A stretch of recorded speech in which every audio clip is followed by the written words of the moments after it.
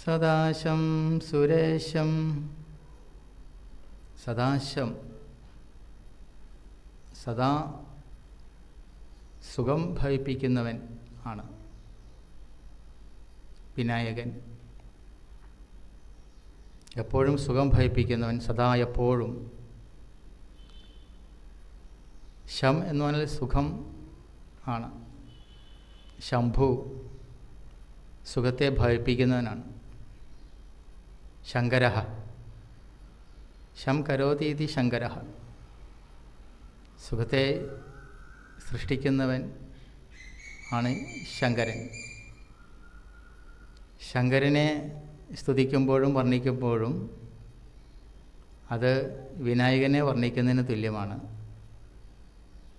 വിനായകനെ വർണ്ണിക്കുന്നത് അച്ഛനായ ശങ്കരനെ വർണ്ണിക്കുന്നതും ഒരുപോലെ തന്നെയാണ്. മൊത്തത്തിൽ ഗുരുവിൻ്റെ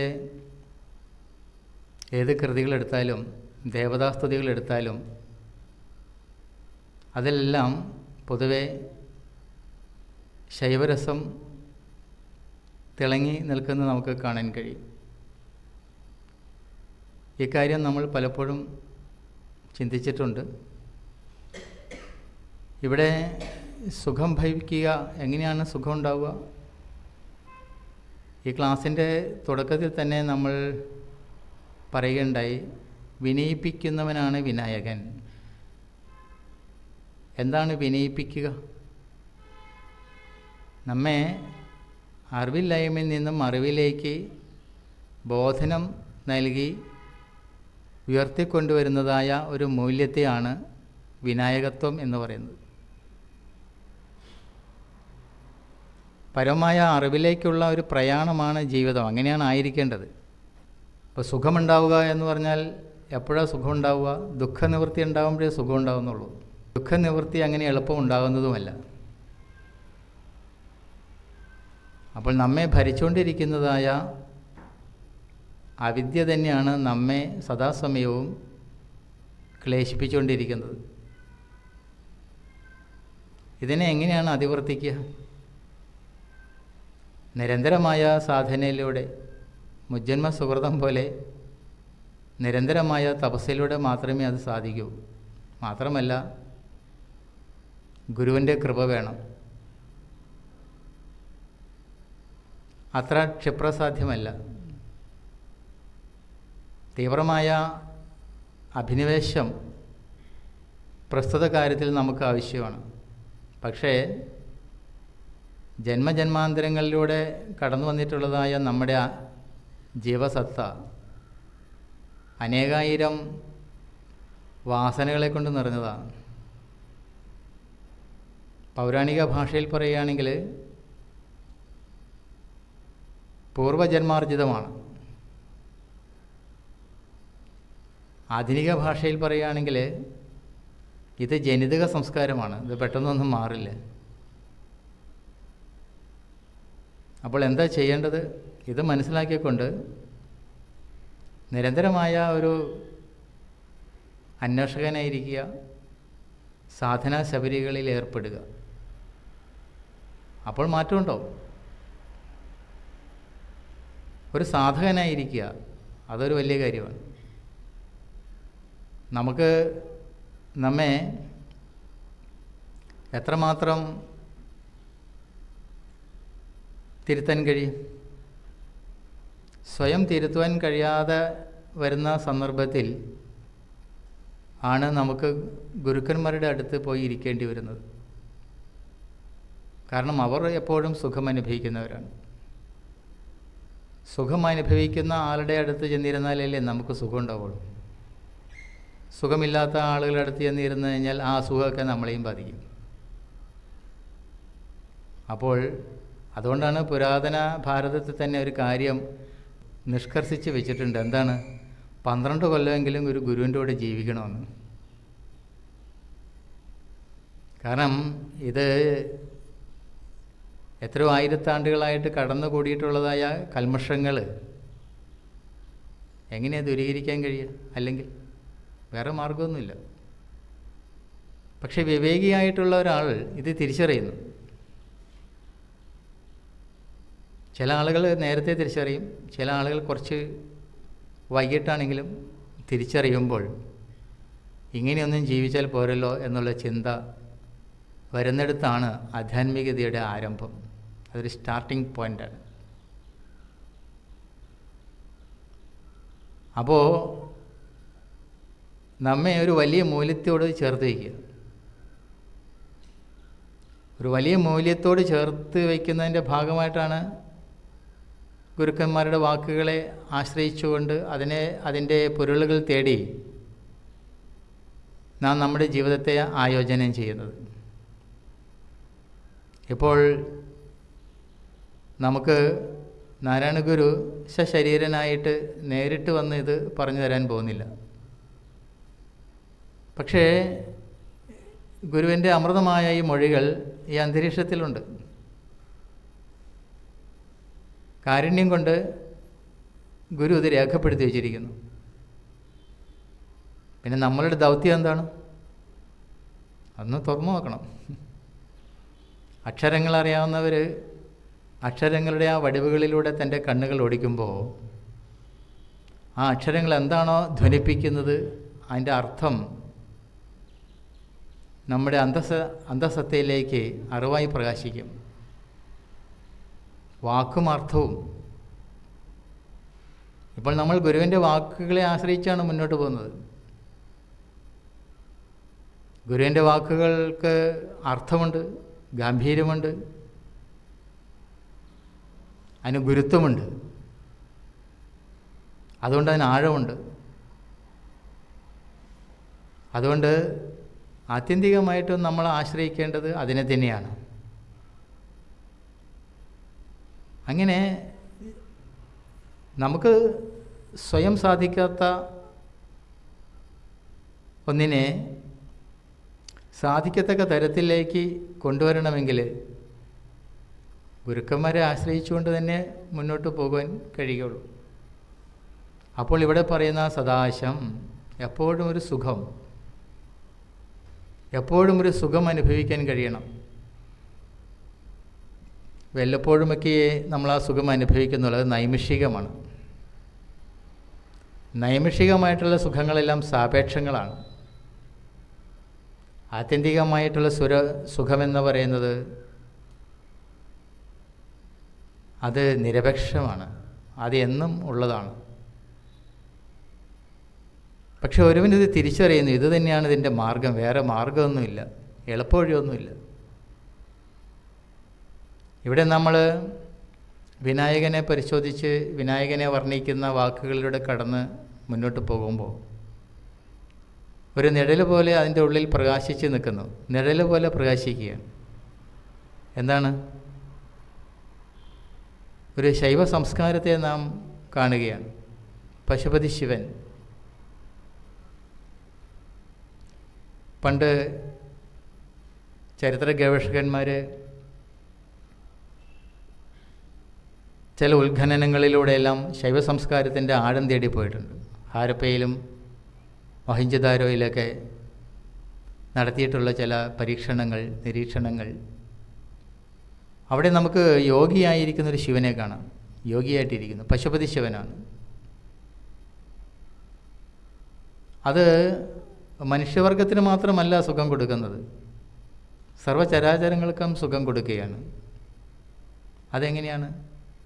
പശുപതി ശിവനിരിക്കുന്നതായ ആ ചിത്രം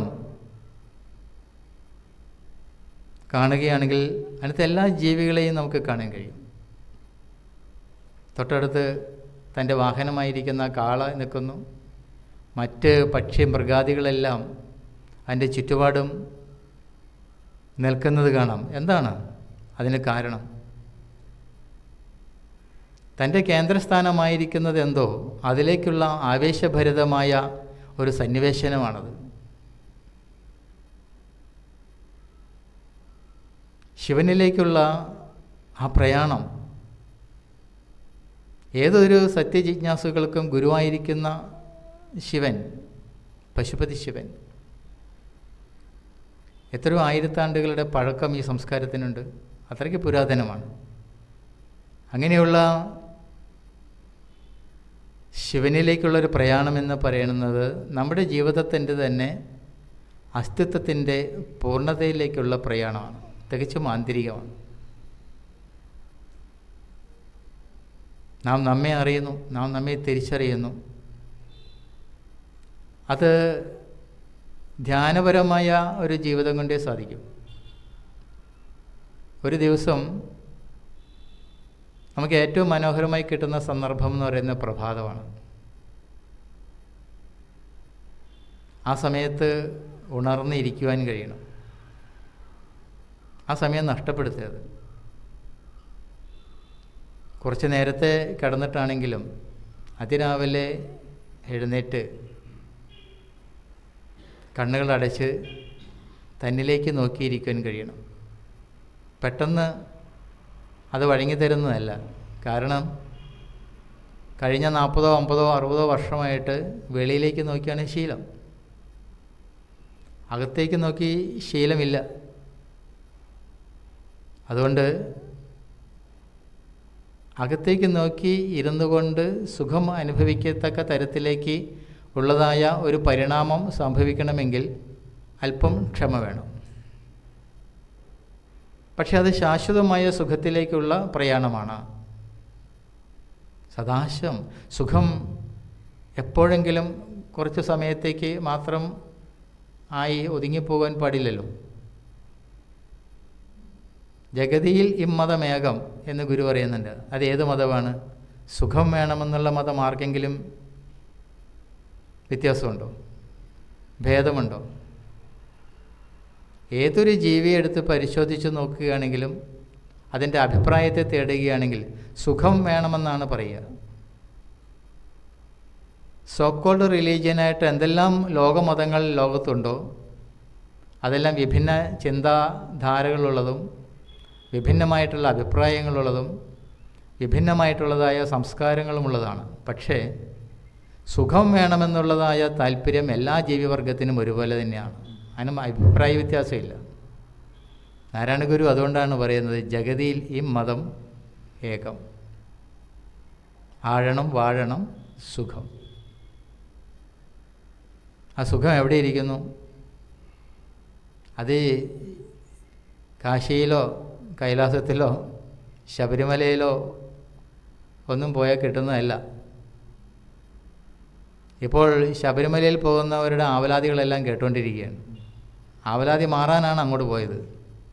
അവിടെ ചെന്നിട്ട് മുഴുവൻ ആവലാതികളും സങ്കടങ്ങളും പരാതികളുമൊക്കെയാണ്. പലരും ദുഃഖിതരായിട്ടാണ് തിരിച്ചു പോകുന്നത്.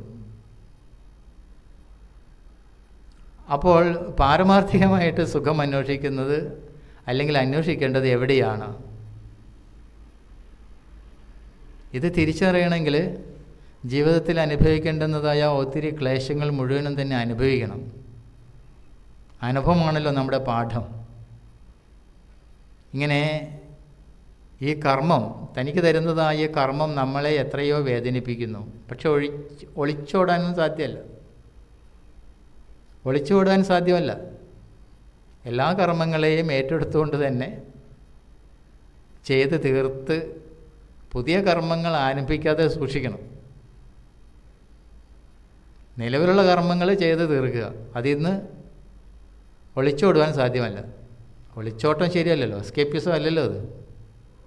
ആധ്യാത്മികത എന്ന് പറഞ്ഞാൽ പലരും ഈ കാഷായ വസ്ത്രധാരികളെ കളിയാക്കാറുണ്ട്. അവരെല്ലാം ജീവിതത്തിൽ നിന്നും ഒളിച്ചോടുന്നവരാണ്. അവർ ജീവിതത്തിൽ നിന്ന് ഒളിച്ചോടുകയല്ല, ജീവിതത്തിൻ്റെ സമഗ്രതയിൽ ജീവിക്കുന്നവരാണ്. ജീവിതത്തെ പൂർണ്ണമായും ആസ്വദിക്കുന്നവർ തന്നെയാണ്. അതുകൊണ്ട് കർമ്മങ്ങളിൽ നിന്നുള്ള എസ്കേപ്പിസം അല്ല ആധ്യാത്മികത. എല്ലാ കർമ്മങ്ങളെയും ജ്ഞാനത്തോട് ചേർത്ത് വെച്ച് ഉഭയസമന്വയം ചെയ്ത് എങ്ങനെയാണോ കർത്തൃത്വരഹിതനായിട്ട് ജീവിക്കാൻ കഴിയുക, അങ്ങനെയുള്ള അറിവോടുകൂടി ജീവിക്കുന്നവനാണ്. അങ്ങനെ ജീവിക്കുന്നതിനെയാണ് ആധ്യാത്മികത എന്ന് പറയുന്നത്. അപ്പോൾ നമുക്ക് ഒരു ശാന്തി ഉണ്ടാവും, നമ്മളറിയാതെ. ആളുകളുള്ളപ്പോൾ ആളുകളുടെ കൂടെ ജീവിക്കുമ്പോഴും നമുക്ക് ഈ സുഖം അനുഭവിക്കാൻ കഴിയണം. ആളുകളില്ല എങ്കിൽ, സുഹൃത്തുക്കളില്ല എങ്കിൽ തൻ്റെ ഏകാന്തതയിൽ വിലീനമായി ഇരുന്നു കൊണ്ട് തൻ്റെ ആത്മമൗനത്തെ അനുഭവിക്കാൻ കഴിയണം. അത് ഏറ്റവും വലിയ സൗഭാഗ്യമാണ്. അതിൻ്റെ എല്ലാം കേന്ദ്രസ്ഥാനമായി നമ്മെ ഗുരു ചൂണ്ടിക്കാണിക്കുന്നത് വിനായകനെയാണ് ഇവിടെ. കാരണം ഈ ഒരു സ്തോത്രം നമ്മൾ പഠിക്കുമ്പോൾ വിനായകനെ കേന്ദ്ര ബിന്ദുവാക്കിക്കൊണ്ട് ഒരു വലിയ സംസ്കാരത്തെയാണ് ഗുരു നമ്മെ ഉപദേശിക്കുന്നത്. അവൻ സുരേശൻ കൂടിയാണ്. ആര്യ വിനായകൻ സദാശം സുരേശം, സുരന്മാരുടെ ഈശനാണ്. സുരന്മാരെന്ന് പറഞ്ഞാൽ ദേവന്മാരാണ്, സ്വർഗവാസികളാണ്. അപ്പോൾ നമ്മൾ ചിന്തിക്കും, നമ്മൾ സ്വർഗവാസികളല്ലല്ലോ, അപ്പോൾ നമ്മൾക്ക് എങ്ങനെയാണ് വിനായകൻ്റെ അനുഗ്രഹം ഉണ്ടാവുക? സുരേശൻ എന്നല്ലേ പറഞ്ഞത്? ദേവന്മാരുടെ നായകനാണ്. അപ്പോൾ നമ്മുടെ നായകനല്ലല്ലോ എന്നൊരു പക്ഷേ ചിന്തിച്ചേക്കാം.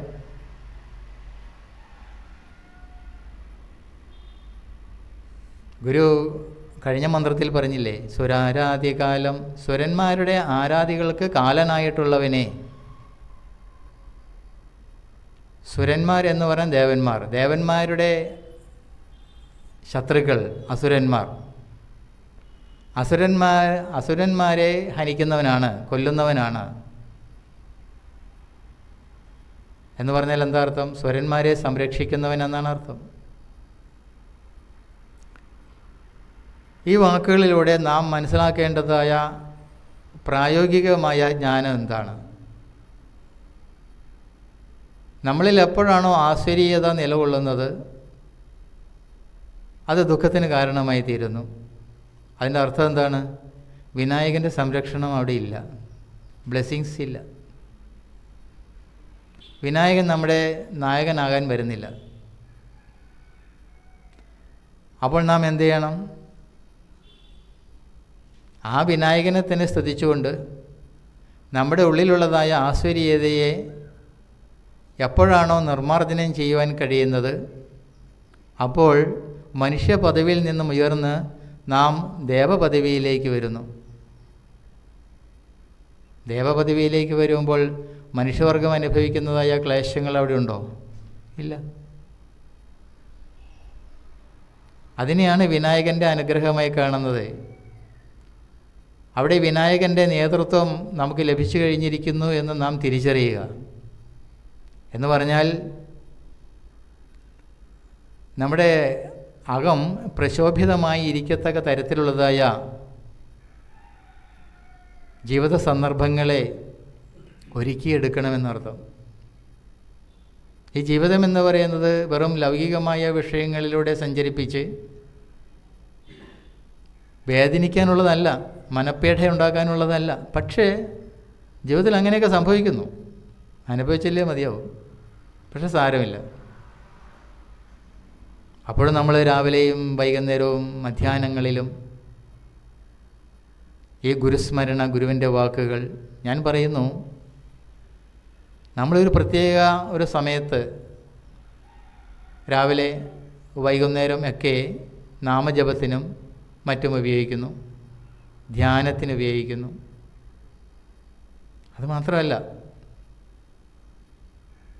ഈ ജീവിതത്തിൻ്റെ ഒരു ഉദ്ഗതി ഉണ്ടാകണമെങ്കിൽ, സദാസമയവും ഈ സുഖം ഉണ്ടാകണമെങ്കിൽ സദാസമയവും നാം ഗതിയെടുത്തുകൊണ്ടേയിരിക്കണം. സദാഗതി. ഗതിയെടുക്കുക എന്ന് പറഞ്ഞാൽ പ്രാണനെ ഉദ്ഗമിപ്പിക്കുവാനുള്ളതായ സാധനയിൽ പ്രവേശിക്കണം. ചുണ്ട് അടച്ച് ഇങ്ങനെ ഇരിക്കുന്ന സമയത്ത്, സംസാരിക്കാത്ത സമയത്ത് എന്നർത്ഥം. നമ്മൾ ചിലപ്പോൾ ഒന്ന് വിശ്രമിക്കാൻ വേണ്ടി ഒന്ന്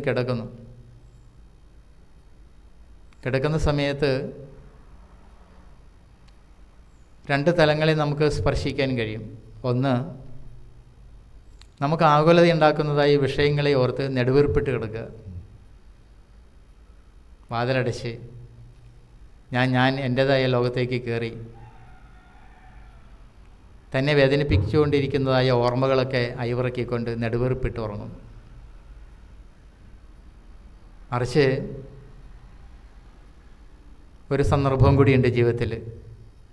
നമ്മൾ വിശ്രമിക്കുന്നതിന് വേണ്ടി മുറിയിലേക്ക് കയറി വാതിൽ ചാരുമ്പോൾ നമ്മുടെ ലോകത്ത് നാം മാത്രമേ ഉള്ളൂ, പിന്നെ വേറെ ആരുമില്ല.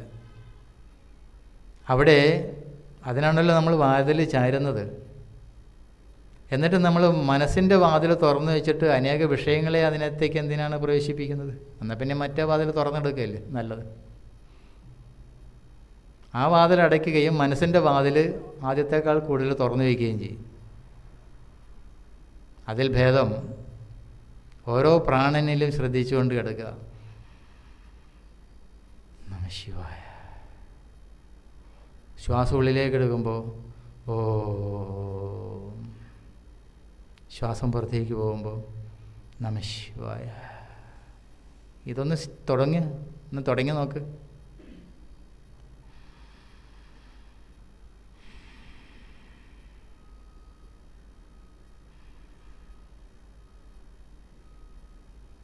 എന്തെന്നില്ലാത്ത ഒരു സുഖം നമ്മുടെ ഉള്ളിലേക്ക് അരിച്ചിറങ്ങും. അപ്പോൾ ഇതൊരു സാധനയാക്കി എടുക്കണം. അങ്ങനെ ഒരു സാധനയാക്കി എടുക്കുമ്പോൾ സദാസമയവും രാവിലെയോ ഉച്ചയ്ക്കോ വൈകുന്നേരമോ എന്ന് ഒരു പ്രത്യേക സമയം നിശ്ചയിക്കാതെ തന്നെ നമുക്ക് ഈ ഒരു ആന്തരികമായൊരു സുഖത്തെ അനുഭവിച്ചുകൊണ്ട് മുന്നോട്ട് പോകാൻ കഴിയും. കാരണം ഈ കടുത്ത ദുഃഖങ്ങളിൽ നിന്ന് നമുക്ക് അതിവർത്തിക്കുവാൻ ഒരു പോംവഴി അത് മാത്രമേ ഉള്ളൂ. അത് ശീലിക്കണം. ഇത് പറയുമ്പോൾ ഇതൊരു പ്രഭാഷണത്തിൻ്റെ ഭാഗമായിട്ട് പറയുന്നതല്ല. മുൻ ഗുരുക്കന്മാർ ഇത് ജീവിച്ച് കാണിച്ചിട്ട് എഴുതി വച്ചിരിക്കുകയാണ്. പ്രത്യേകിച്ച് സിദ്ധമുനിമാർ. ഇതാണ് ഇതിൻ്റെ മാർഗം. ഇല്ലെങ്കിൽ മനസ്സ് എപ്പോഴും കലുഷിതമായിക്കൊണ്ടിരിക്കും. നമുക്ക് നമ്മുടേതായ ഈ ബോധസത്തെ സംബന്ധിച്ച് വിശകലനം ചെയ്യുമ്പോൾ അതിൽ നിന്ന് ഉപപന്നമായി വരുന്നതായ അറിവ് പ്രകാശമാനമാണ്. അതാദ്യം വർത്തിക്കുന്നത് ഇന്ദ്രിയങ്ങളിലൂടെയാണ്. അത് കഴിഞ്ഞത് അന്ധകരണങ്ങളിലേക്ക് പ്രവേശിക്കുന്നു. അത് കഴിഞ്ഞ് അതിന് മേലോട്ട് നമ്മൾ ഉയർത്തിക്കൊണ്ടുവരികയാണെങ്കിൽ അത് തൻ്റെ ആത്മബോധത്തിലേക്ക് വരെ ഉയർത്തിക്കൊണ്ട് വരത്തക്ക തരത്തിലുള്ളതായ ഒരു ആരോഹണ പ്രക്രിയ അതിനകത്തുണ്ട്. അത്തരത്തിലുള്ളതായ ഒരു ധ്യാനം. കാരണം ഒരാൾ കണ്ണടച്ചിരിക്കുമ്പോൾ ആദ്യം അയാൾ അഭിമുഖീകരിക്കുന്നത് തൻ്റെ ഇന്ദ്രിയങ്ങളിലൂടെ തന്നെ ഉദ്ദീപിപ്പിച്ചുകൊണ്ടിരിക്കുന്നതായ ആ സമയത്തെ വിഷയങ്ങളാണ്. ഇരുന്ന ഉടനെ തന്നെ ഒരാൾ ധ്യാനത്തിൻ്റെ നിലയിലേക്കൊന്നും വരുന്നില്ല. അങ്ങനെ കുറച്ച് സമയം ഇരുന്നതിന് ശേഷം പ്രസ്തുത വൃത്തികളുടെ എണ്ണം കുറയുകയും അത് തൻ്റെ അന്ധക്കരണങ്ങളിലേക്ക് പ്രവേശിക്കുന്ന തരത്തിലേക്ക് സൂക്ഷ്മമാകുകയും ചെയ്യും. കുറച്ച് കഴിയുമ്പോൾ തൻ്റെ ഈ ജ്ഞാനേന്ദ്രിയങ്ങളും കർമ്മേന്ദ്രിയങ്ങൾക്കും വലിയ പ്രസക്തിയില്ലാത്ത ഒരു നില വരും. ശ്രദ്ധിച്ചിട്ടുണ്ടോ? ഇരുന്ന് നോക്കണം. 5 മിനിറ്റ് ഇരുന്നാലൊന്നും നടക്കില്ല. 10 മിനിറ്റ് ഇരുന്നിട്ട് ഉറക്കം തൂങ്ങിയിട്ടും കാര്യമില്ല. കാരണം ഒരു ട്രാൻസ്ഫർമേഷൻ സാധാരണക്കാരന് ഉണ്ടാകണമെങ്കിൽ കുറച്ച് സമയം വേണം. അന്ന് ഇരുന്ന് കൊടുക്കണം. ഉറങ്ങുന്നതിന് എളുപ്പമാണ്. ചിലർ ഉറങ്ങാൻ കിടക്കുന്നതും കൂർക്കം വലിക്കുന്നതും ഒപ്പം തന്നെയാണ്. സമയമൊന്നും വേണ്ട. ഉറങ്ങുന്നതും ചിലർക്ക് ഉറങ്ങാൻ കഴിയില്ല. കാരണം എന്താണെന്ന് വെച്ച് കഴിഞ്ഞാൽ ആന്തരിക സംഘർഷം കൂടുതലുള്ളവർക്ക് ഉറങ്ങാൻ കഴിയില്ല. എനിക്കങ്ങനെയൊക്കെ ഉണ്ടായിട്ടുണ്ട്. സംഘർഷങ്ങളുണ്ടാകുമ്പോൾ ഉറക്കം വരില്ല. പക്ഷേ ചില ആളുകൾ പെട്ടെന്ന് ഉറങ്ങുന്നു. ഒരർത്ഥത്തിൽ ഭാഗ്യവാന്മാരാണ്. ഒന്നും അറിയണ്ടല്ലോ. കാരണം അതുകൊണ്ടാണ് ഉറക്കത്തെ നമ്മൾ ഇഷ്ടപ്പെടുന്നത്. ഈ ജാഗ്രത സ്വപ്ന സുഷുപ്തിയെ വിലയിരുത്തുമ്പോൾ ഒരർത്ഥത്തിൽ പറഞ്ഞു കഴിഞ്ഞാൽ ഏറ്റവും കൂടുതൽ ഇഷ്ടപ്പെടുന്നത് ഉറക്കം തന്നെയാണ്. ഒന്നും അറിയുന്നില്ല. കാരണം നമ്മുടെ ബോധം പ്രാജ്ഞാവസ്ഥയിൽ പ്രവേശിച്ചിരിക്കുകയാണ്.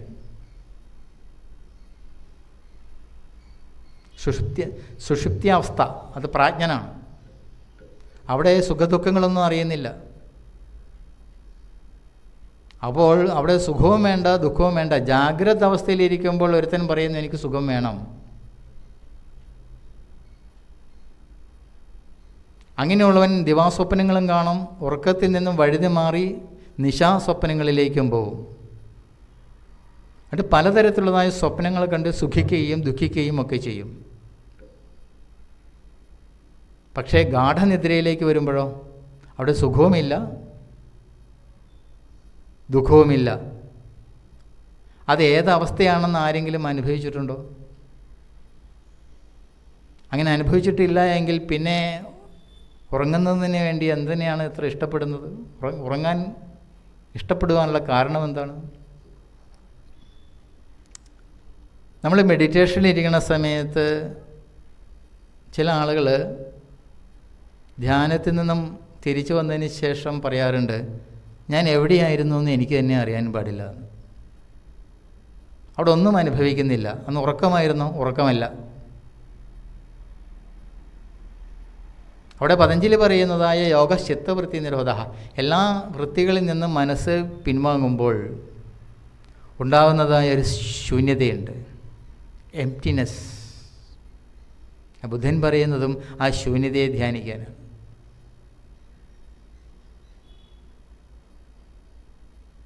ഇത് നമ്മെ അന്ധകരണ വൃത്തികളിലുള്ളതായ യാതൊരു ആത്മപ്രകാശമാണോ കൂടുതൽ ജാജ്വല്യമാനമാകുന്നത്, അത് നമുക്ക് ശാന്തി തരുന്നു. ഇന്ദ്രിയങ്ങളെ അതിവർത്തിച്ച് അന്ധകരണ ഭൂമികകളിലൂടെ ഉയർന്നു വന്ന് അല്പസമയം കഴിയുമ്പോൾ ഐന്ദ്രികമായിട്ടുള്ള ലോകം നമുക്ക് നിഷ്പ്രഭമായി തീരുകയും അന്ധകരണ ഭൂമികയിലേക്ക് പ്രവേശിച്ച് ഐന്ദ്രികമായ ലോകത്തേക്കാൾ സൂക്ഷ്മതലത്തിലേക്ക് പ്രവേശിക്കുകയും ചെയ്യുന്നതായൊരു സന്ദർഭം. അങ്ങനെ തൻ്റെ ഉള്ളിൻ്റെ ഉള്ളിലേക്ക് പ്രവേശിച്ച് ശാന്തമായി ഇരുന്ന് അപ്പോഴും പല തരത്തിലുള്ളതായ വിചാരങ്ങളും വികാരങ്ങളും ഓർമ്മകളൊക്കെ കടന്നു വരും, സ്മരണകളെല്ലാം കടന്നു വരും, വന്നുകൊള്ളട്ടെ. പക്ഷേ ബാഹ്യമായിട്ടുള്ള ഒരു കർമ്മങ്ങളിൽ നിന്നും പിന്മാറി ദിവസത്തിൽ പ്രഭാതത്തിലെങ്കിലും കുറച്ചു നേരം ഞാനിങ്ങനെ ഇരിക്കാൻ തീരുമാനിക്കുന്നു എന്ന് പറയുന്നത് തന്നെ ഒരു വലിയ മാറ്റത്തിൻ്റെ തുടക്കമാണ്. അത് വന്നിട്ട് പിന്നെ എവിടെയാണ് അവസാനിക്കുന്നത്?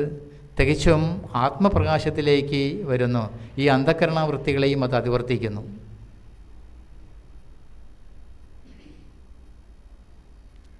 അങ്ങനെ ഒരു ചെറിയ സ്ഫുല്ലിംഗം ഉണ്ടാകുമ്പോൾ, ചെറിയൊരു സ്പാർക്ക് ഉണ്ടാകുമ്പോഴാണ് ചില ആളുകൾക്ക് ഞാനിപ്പോൾ എവിടെയായിരുന്നു എന്ന് പറയാനൊക്കാത്ത മാതിരിയുള്ളതായ ഒരു തലത്തിലേക്ക് വരുന്നത്. അത് മൈൻഡ് ട്രാൻസ് ചെയ്യുന്നതാണ്.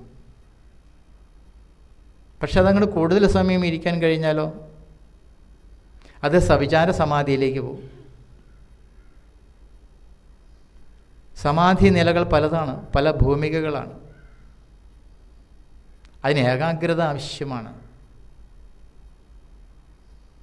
നമ്മൾ ധ്യാനിക്കാനിരിക്കുമ്പോഴാണ് സർവ്വവിധ കാര്യങ്ങളും ആലോചിക്കുന്നത്. എന്നിട്ട് പറയുന്നത് എനിക്ക് ശരിയായില്ല. ചില ആളുകൾ പറയാറുണ്ട്, ഞാൻ 1 മണിക്കൂർ ധ്യാനിച്ചു. ആ കേൾക്കുമ്പോൾ അറിയാം അത് വെറുതെയാണ്. 1 മണിക്കൂർ യാന്ത്രികമായി ഇരുന്നിട്ട് കാര്യമില്ലല്ലോ. പക്ഷേ അത് നല്ലതാണ്, ഒന്ന് ഇരുന്ന് കൊടുക്കുക. മിനിമം നമ്മുടെ കർമ്മേന്ദ്രിയങ്ങളെ ഒന്ന് ഒതുക്കി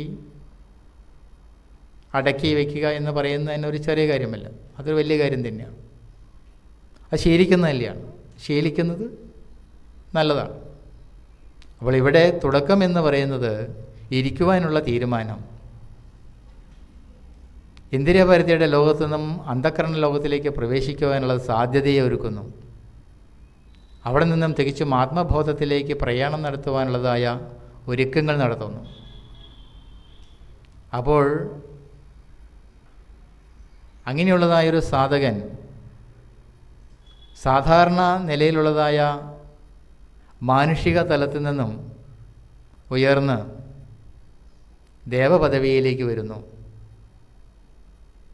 അങ്ങനെയുള്ളതായ തലത്തിൽ വരുമ്പോഴാണ് വിനായകൻ എന്നെ സംരക്ഷിക്കുന്നതായിട്ട് ഞാൻ അറിയുന്നത്. ആ ബ്ലെസ്സിങ്സ് ഞാൻ അനുഭവിക്കുന്നു. സുരേശം, സുരന്മാരുടെ ഈശനായി ഇതാ വിനായകൻ നമ്മുടെ കൂടെ തന്നെ ഉണ്ട് എന്നുള്ളൊരു തോന്നൽ. സദാ പാതുമീശം, സദാസമയവും പാദം രക്ഷിക്കുന്നവനായി മാറുന്നു. നമ്മൾ ഇത്രയും നാൾ ഈ ഭൂമിയിൽ ജീവിച്ചു. ഈ വർഷങ്ങളെല്ലാം താണ്ടി ഇവിടെ വന്നിരിക്കുമ്പോൾ അത് നമ്മുടെ കഴിവുകൊണ്ടാണ് എന്ന് ആർക്കെങ്കിലും തോന്നുന്നുണ്ടോ? ജീവിതത്തിൻ്റെ എത്രയോ പ്രതിസന്ധികളിലൂടെ കടന്നാണ് ഇവിടെ വന്നത്. നമ്മുടെ കഴിവുകളൊക്കെ കർത്തൃത്വ ബോധം വെച്ച് പ്രവർത്തിച്ച് പല കാര്യങ്ങളിലും ഇടപെട്ട് അതെല്ലാം പരാജയപ്പെട്ട് ദുഃഖിച്ച് എല്ലാം നഷ്ടപ്പെട്ടിരിക്കുന്ന എത്രയോ ആളുകളുണ്ട്. എന്തുകൊണ്ടാണ് അങ്ങനെ സംഭവിക്കുന്നത്? ജീവിതത്തിൻ്റെ തുടക്കത്തിൽ തന്നെ ആധ്യാത്മികമായ അറിവുണ്ടായിരിക്കണം. അതുകൊണ്ടാണ് പണ്ടൊക്കെ കുട്ടികളെ തന്നെ ഗുരുകുലങ്ങളിൽ കൊണ്ടുപോയി താമസിപ്പിച്ച് വിദ്യ അഭ്യസിപ്പിച്ചിരുന്നത്. അവിടെ പഠിപ്പിക്കുന്നത് ആധ്യാത്മിക വിഷയം മാത്രമല്ല, ആധ്യാത്മികതരമായ വിഷയങ്ങളും പഠിപ്പിക്കുന്നു ഗുരുക്കന്മാർ. ഈ ലോകത്ത് എന്തൊക്കെ വേണമോ അതൊക്കെ കൊടുത്തുകൊണ്ട് തന്നെയാണ് പണ്ട് കാലത്തും ഗുരുക്കന്മാർ പഠിപ്പിച്ചിരുന്നത്.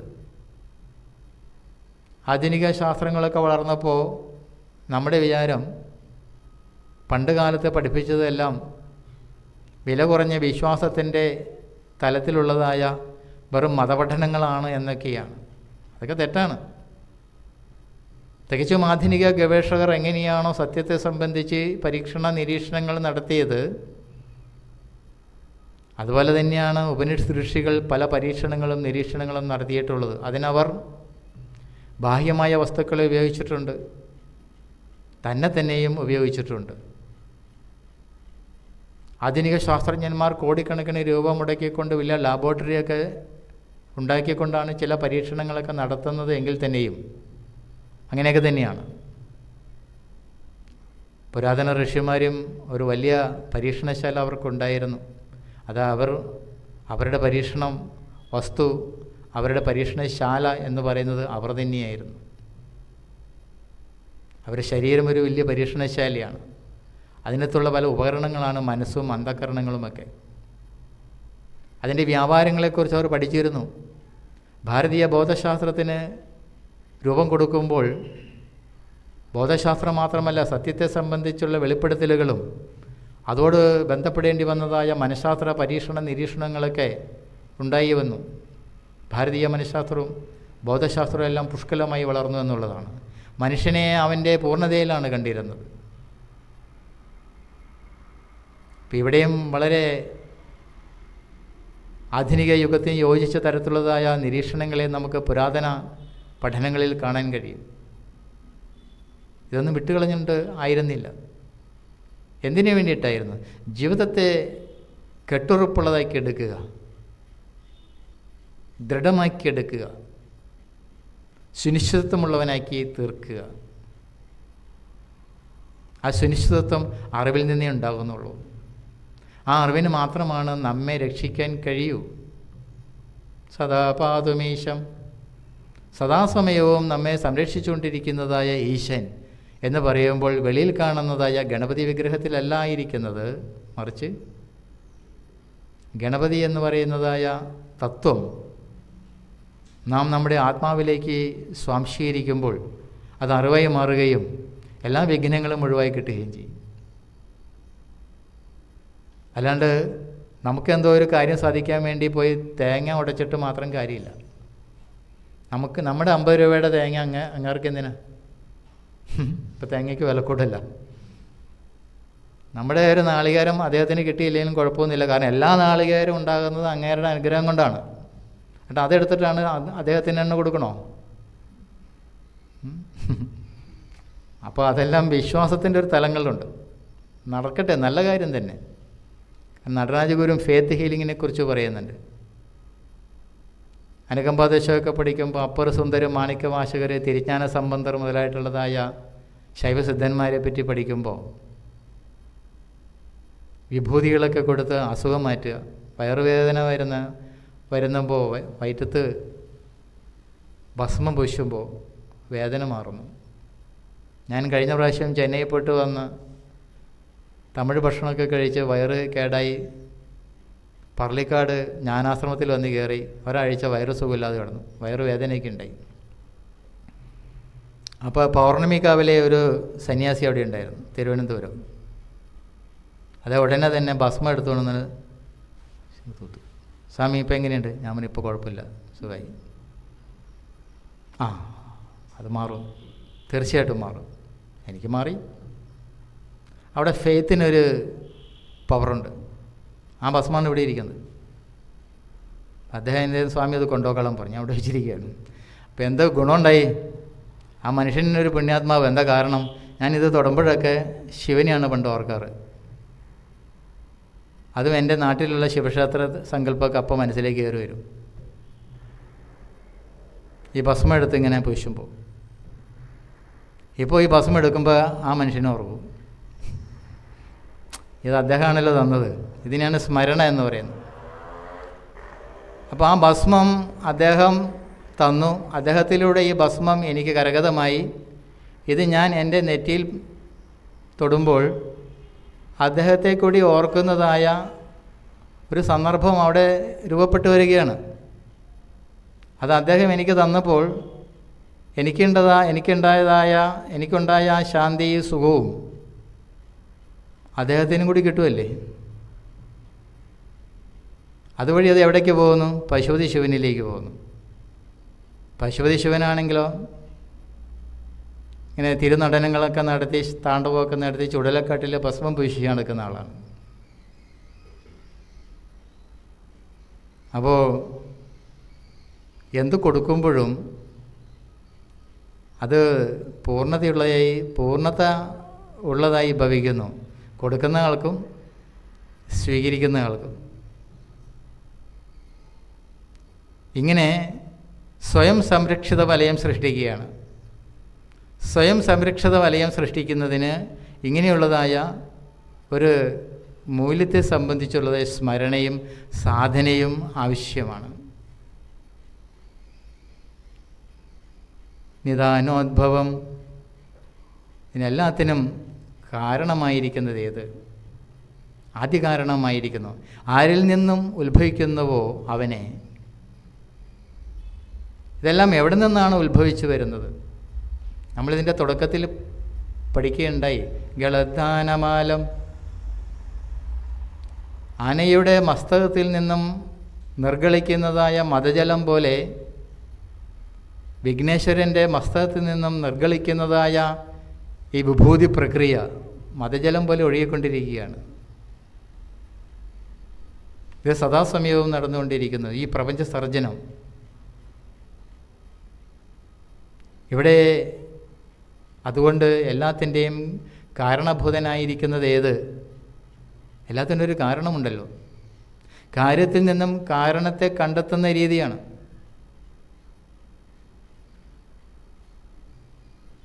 ഈ പുസ്തകം എടുത്തു കഴിഞ്ഞാൽ ഈ പുസ്തകം കാര്യമാണെങ്കിൽ ഇതിൻ്റെ കാരണം ഏതാണ്? പേപ്പർ പൾപ്പാണ്. ഇതൊരു ഉദാഹരണമാണ്. ഈ തുണി എടുത്തു കഴിഞ്ഞാൽ ഈ തുണിക്ക് കാരണമായിരിക്കുന്നത് എന്താണ്? നൂലാണ്. നൂലിന് കാരണമായിരിക്കുന്നത് എന്താണ്? പഞ്ഞിയാണ്. പഞ്ഞിക്ക് കാരണമായിരിക്കുന്നത് എന്താണ്? പഞ്ഞി ഉണ്ടായ ചെടിയാണ്. ചെടി എവിടെ നിന്നുണ്ടായി? അതിൻ്റെ വിത്തിൽ നിന്നുണ്ടായി. വിത്ത് എവിടെ നിന്നുണ്ടായി? ചെടിയിൽ നിന്നുണ്ടായി. ചെടി എവിടെ നിന്നുണ്ടായി? വിത്തിൽ നിന്നുണ്ടായി. ഇങ്ങനെ പറയാനല്ലാതെ എവിടെയെങ്കിലും എത്തിച്ചേരുമോ? എത്തിച്ചേരില്ല. ഇങ്ങനെ ഭൗതിക ലോകത്തുള്ളൊരു വസ്തു പോലും അതിൻ്റെ കാര്യകാരണങ്ങൾ അന്വേഷിച്ച് സുനിശ്ചിതമായ ഒരു നിലയിൽ എത്തിച്ചേരാൻ കഴിയാതിരിക്കുന്നിടത്തോളം കാലം എല്ലാത്തിനും ആദികാരണനായിരിക്കുന്നതിനെ സംബന്ധിച്ച് എങ്ങനെ വിലയിരുത്താൻ സാധിക്കും? അപ്പോഴും ചോദിക്കില്ലേ അതിൻ്റെ കാരണം എന്താണെന്ന്? അപ്പോൾ കാര്യവും കാരണവും വെച്ചുകൊണ്ട് ചിന്തിക്കുന്നത് ഒരു ഫിലോസഫിയിലെ ഒരു അനലിറ്റിക്കൽ മെത്തഡോളജിയാണ്, യുക്തിവിചാരമാണ്. പക്ഷെ അത് വെച്ചുകൊണ്ട് ശാശ്വതമായ സത്യത്തെ കണ്ടെത്തുവാൻ കഴിയുന്നതല്ല. അങ്ങനെ കണ്ടെത്താൻ ശ്രമിക്കുമ്പോൾ എന്ത് സംഭവിക്കും? അപ്പം മതവിശ്വാസി പറയില്ലേ ഇതിനെല്ലാം സൃഷ്ടിച്ചത് ദൈവമാണ്. അപ്പോൾ യുക്തിവാദി ചോദിക്കും ആ ദൈവത്തെ സൃഷ്ടിച്ചത് ആരാണ്? ഉത്തരവുണ്ടോ? മതവിശ്വാസിക്ക് ഉത്തരം കൊടുക്കാൻ കഴിയില്ല. സാധ്യം അല്ലാത്ത തലത്തിലേക്ക് പോരും. അപ്പോൾ ഇത് എവിടെ ചെന്നേക്കും?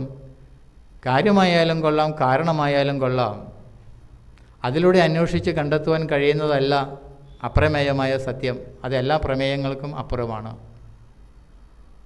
നമ്മുടെ ബുദ്ധി അതിന് വഴങ്ങി തരുന്നതല്ല. അപ്പോൾ ഈശ്വരാന്വേഷണത്തിൻ്റെ തുടക്കത്തിൽ ഇങ്ങനെയുള്ള ചിന്തകൾക്ക് പ്രസക്തി ഉണ്ടെങ്കിൽ തന്നെയും ഒരു ഘട്ടം കഴിയുമ്പോൾ അത് സാധ്യമല്ലാതായി തീരും. യഥോ വാചോ നിവർത്തന്റെ അപ്രാപ്യ മനസാ സഹ.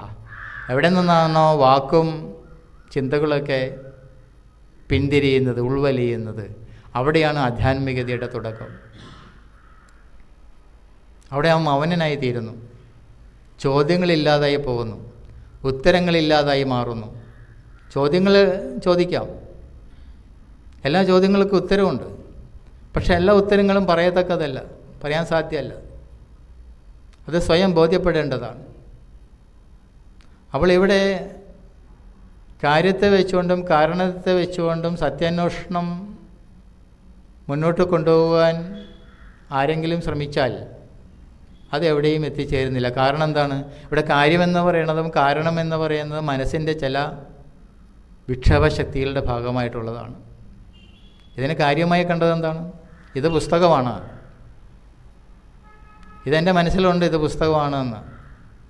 നേരത്തെ ഞാൻ ഇതിനെ സംബന്ധിച്ച് ചില ഡാറ്റയൊക്കെ ഉണ്ടാക്കി എൻ്റെ മനസ്സിൽ വെച്ചിട്ടുണ്ട്.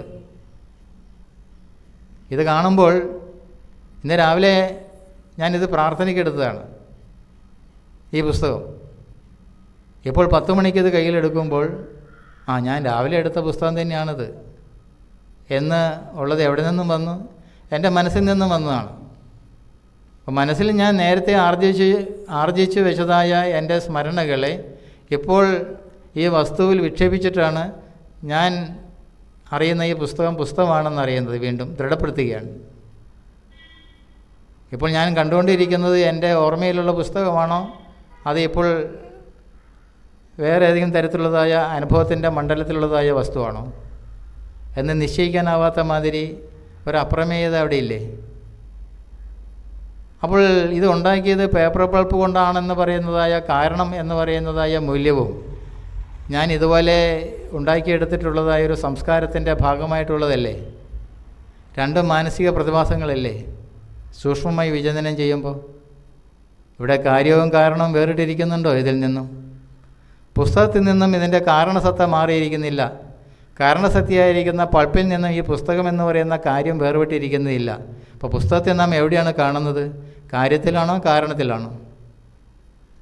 രണ്ടുമല്ല.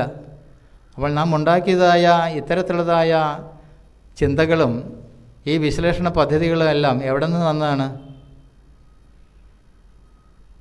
വെറും മാനസിക പ്രതിഭാസങ്ങൾ മാത്രമാണ്. ചിന്തകളിൽ നടക്കുന്ന വെറും കളികൾ മാത്രമാണ്. ഉത്തരം കിട്ടാത്ത ചില സമസ്യകൾ ഇവിടെ ഉരുത്തിരിയുമ്പോൾ നാം അന്വേഷിക്കുന്നതായ ഈശ്വരൻ, ആ ഈശ്വരനാണ് എന്നെ സൃഷ്ടിച്ചതെന്ന് പറയുമ്പോൾ ഞാൻ കാര്യവും ഈശ്വരൻ സ്രഷ്ടാവും കാരണവുമാണ്. എവിടെയെങ്കിലും ഇരുന്ന് ഈശ്വരനെ സൃഷ്ടിച്ചു വിട്ടതാണിത് മുഴുവനും. അങ്ങനെ മതവിശ്വാസികൾ വിശ്വസിക്കുന്നു. ദൈവം സ്വർഗത്തിലിരുന്നതിനെല്ലാം സൃഷ്ടിച്ചുകൊണ്ടിരിക്കുകയാണ്.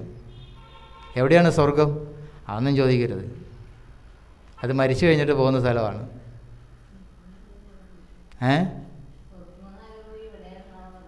ആണോ? അതെവിടെയുണ്ട്?